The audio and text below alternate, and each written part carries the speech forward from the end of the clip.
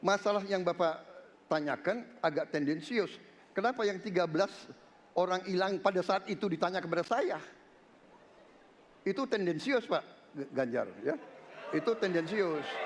Dan wakil Bapak yang mengurus ini selama ini. Jadi kalau memang keputusannya mengadakan pengadilan HAM ya kita adakan pengadilan HAM. Nggak ada masalah.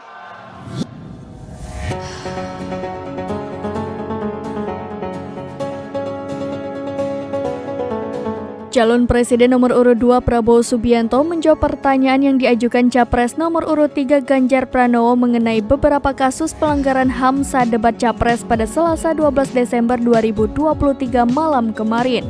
Diketahui Prabowo memiliki catatan kelam dalam hal penegakan HAM, yakni terkait kasus pelanggaran HAM tentang penculikan mahasiswa pada 1997 sampai 1998.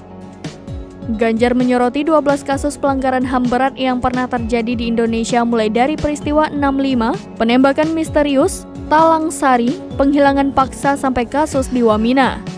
Ia juga mengatakan pada tahun 2009 DPR sudah mengeluarkan 4 rekomendasi untuk Presiden, membentuk pengadilan HAM ad hoc, menemukan 13 korban penghilangan paksa dan memberikan kompensasi serta pemulihan, dan meratifikasi konvensi anti penghilangan paksa sebagai upaya pencegahan. Merespon hal itu, Prabowo justru menyinggung bahwa penanganan masalah HAM ditangani oleh cawapres pendamping Ganjar yakni Menko Polhukam Mahfud MD.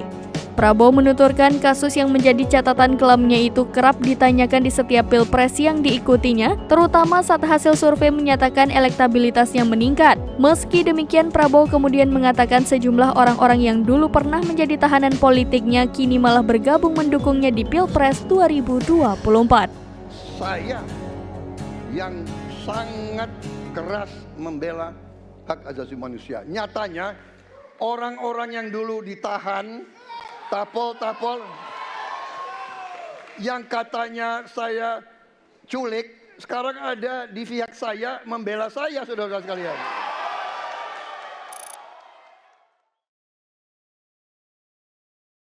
Download Tribun X sekarang, menghadirkan lokal menjadi Indonesia.